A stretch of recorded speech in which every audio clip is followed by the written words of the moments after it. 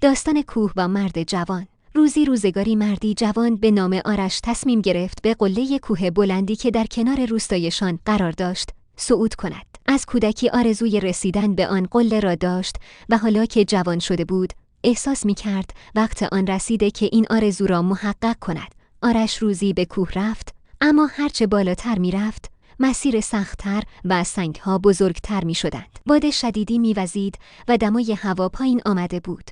بعد از مدتی آرش احساس کرد که توانش تمام شده است. بدنش درد می‌کرد و انگیزش در حال کم شدن بود. در همین حین او نگاهش را به پایین انداخت و دید که مسیر برگشت خیلی آسان‌تر به نظر می‌رسد.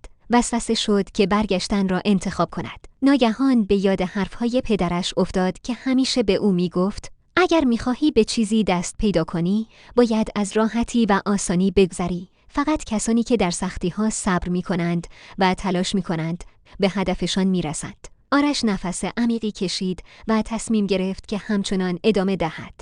با هر قدم که برمی داشت، سنگ‌ها و مسیرهای سخت‌تر را یکی پس از دیگری پشت سر می‌گذاشت. ساعتها گذشت و او به تدریج به قله کوه رسید. وقتی به قله رسید، نه تنها از زیبایی مناظر پایین دست لذت برد، بلکه احساس غرور و رضایت عمیقی در دلش داشت. او یاد گرفت که تنها با تلاش مستمر و صبر است که میتوان به اهداف بزرگ رسید. پیام اخلاقی: در زندگی بسیاری از اهداف بزرگ به ظاهر دور از دسترس به نظر میآیند، اما با صبر، تلاش و ادامه دادن حتی در سخت‌ترین شرایط میتوان به موفقیت دست یافت. همیشه به یاد داشته باشیم که بهترین دستاوردها از طریق مقاومت و پشتکار به دست میآیند.